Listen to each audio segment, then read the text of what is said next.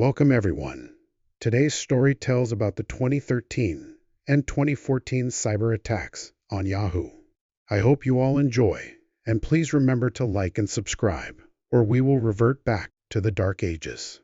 The hum of the server room was a constant, almost comforting drone. It was the lifeblood of Yahoo, a corporation that once reigned supreme over the digital landscape. In 2013, the company was navigating a turbulent sea, trying to recapture its lost magic in the face of rising giants like Google and Facebook. Security, while not ignored, wasn't the top priority. Innovation, user engagement, acquisition. These were the buzzwords whispered in the brightly lit hallways of the Sunnyvale headquarters. Little did they know, a storm was brewing deep within their digital infrastructure. A silent, insidious invasion that wouldn't be fully understood for years to come. Karim Baratov was a name that wouldn't become synonymous with the Yahoo hack until much later. But in 2013, he was just another 20-something in Canada, with exceptional hacking skills and a penchant for expensive cars.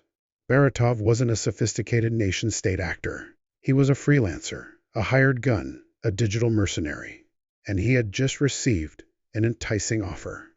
His client, unknown to him at the time, was a man named Dmitry Dokuchayev, an officer of the Russian Federal Security Service, FSB, Russia's successor to the KGB. Dokuchayev, along with Igor Sushin, his superior, were the masterminds behind the Yahoo hack. Their motives weren't financial, at least not directly. They were after intelligence, seeking to identify journalists, dissidents, government officials, and anyone else of interest to the Russian government. The FSB team had already managed to breach Yahoo's internal network, exploiting vulnerabilities in its systems. They burrowed deep, laying dormant for months, mapping the digital terrain, identifying targets, and planting malicious code. They had the keys to the kingdom, but they needed someone to pick the locks. That's where Baratov came in. Baratov's role was simpler, but crucial. He was tasked with compromising Yahoo accounts using the stolen credentials obtained by the FSB. He wasn't interested in the why. He was interested in the how much. He set to work, using spear phishing techniques and password reset exploits to gain access to thousands of Yahoo accounts.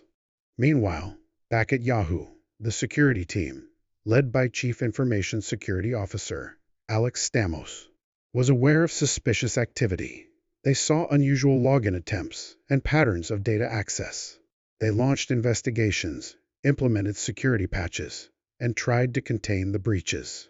But the FSB, with its intimate knowledge of Yahoo's systems, was always a step ahead.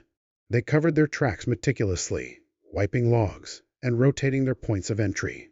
2014 dawned with a renewed sense of urgency at Yahoo. The attacks persisted.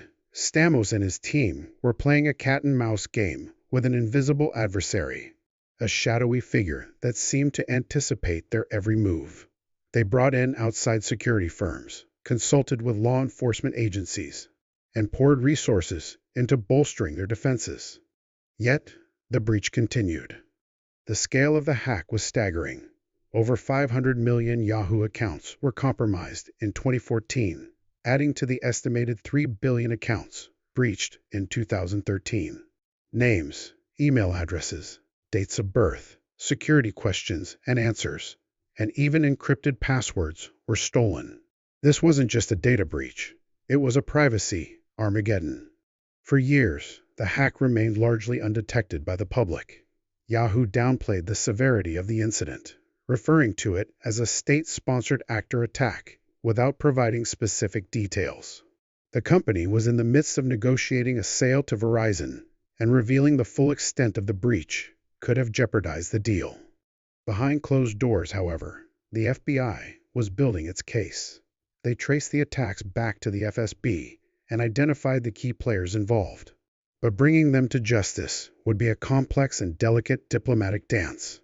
The truth started to unravel in 2016 when Yahoo, under pressure from Verizon, was forced to disclose the massive data breaches. The news sent shockwaves through the internet. Users were outraged. Trust in Yahoo plummeted. The Verizon deal teetered on the brink of collapse. The aftermath of the disclosure was a chaotic scramble. Users rushed to change their passwords and security questions. Lawsuits were filed against Yahoo. The company's reputation was in tatters. In March 2017, the U.S. Department of Justice unsealed indictments against 4 individuals: Dmitry Dokuchaev, Igor Sushin, Alexei Belin, a notorious Russian hacker, and Karim Baratov. The charges included conspiracy to commit computer fraud, economic espionage, and theft of trade secrets. The indictment painted a chilling picture of a sophisticated, state-sponsored hacking operation that had targeted not just Yahoo, but the privacy and security of millions of individuals around the world. Alexei Belin, already wanted by the FBI for previous hacking crimes, remained at large in Russia. Dokuchaev and Sushin, protected by their government, were also beyond the reach of U.S. law enforcement. Karim Baratov, however, was arrested in Canada. He initially fought extradition to the United States, but eventually pleaded guilty to conspiracy to commit computer fraud and aggravated identity theft. He was sentenced to 5 years in prison, a relatively light sentence considering the magnitude of his crimes. The Yahoo hack had exposed a harsh reality. Even the largest and most established companies were vulnerable to sophisticated cyberattacks. It highlighted the importance of robust security measures, proactive threat detection, and transparent communication with users. The impact of the hack extended far beyond Yahoo. It served as a wake-up call for the entire internet industry, forcing companies to invest heavily in cybersecurity and to prioritize user privacy.